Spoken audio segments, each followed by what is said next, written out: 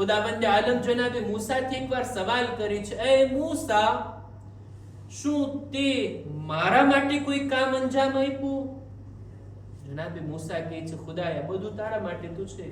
મેં નમાઝ પઢી, મેં રોઝા રાખ્યા, સદકો આપ્યો, zikr કર્યો, આ બધી ઇબાદતો જે કંઈ કરું છું ખુદાયા તારા માટે તો છે. એટલે ખુદા જવાબમાં કહે છે, મૂસા, તમે નમાઝ પઢો છો, આ તો તમારા બંદા હોવાની, આ તમારા દીનદાર હોવાની નિશાની છે. કોઈ નમાઝ ના પડે તો પછી એ થોડું દીન ઉપર અમલ કરે છે.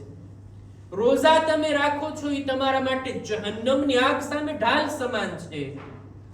સદકો જે આપો છો એ તો કયામતના દિવસે તમારા ઉપર સાયો બનીને આવશે અને તમારી હિફાજત કરશે. આ મારો જે zikr કરો છો એ નૂર છે તમારા માટે.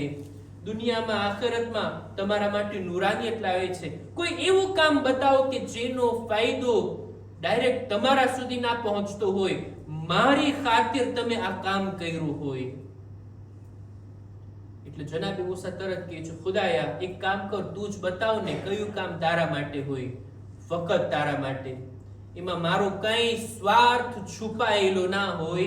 એટલે જનાબે મૂસાને ખુદા કહે છે, હલ વાલૈતની વલિયન વઆદૈતલી અદુવન કત્તુ, શું તે ક્યારે મારા ખાતર કોઈનાથી મોહબ્બત કરી છે અને દુશ્મની પણ મારા લીધે તે કોઈ સાથે કરી છે? જનાબે મૂસા સમજી ગયા, ખુદાના ખાતર કોઈથી મોહબ્બત કરવામાં આવે ને, ખુદાના માટે કોઈની ચાહતને દિલમાં રાખવામાં આવે ને, ખુદાને આ કામ પસંદ છે. અને દુશ્મની પણ હોય ને, જાતી નહીં, પર્સનલ નહીં, ખુદાનો આ દુશ્મન છે એટલે આપણે દુશ્મન રાખીએ છીએ. શૈતાનથી શા માટે દુશ્મની છે? કારણ કે ખુદાનો દુશ્મન છે.